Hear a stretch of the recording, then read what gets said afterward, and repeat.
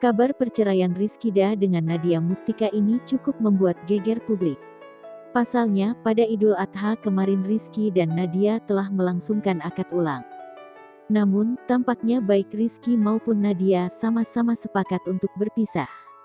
Rizkyda resmi menalak cerai istrinya, Nadia Mustika Rahayu, pada tanggal 23 November lalu.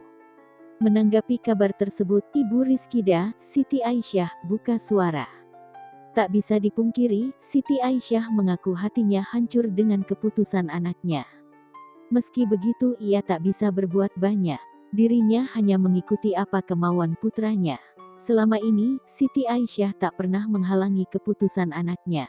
Menurut Siti Aisyah, mereka lebih tahu apa yang dibutuhkan.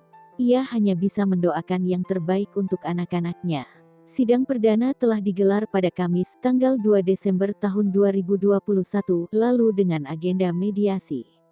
Namun, pada sidang tersebut, baik Rizkyda maupun Nadia, sama-sama tidak hadir. Sidang tersebut hanya dihadiri oleh pengacara Rizkyda.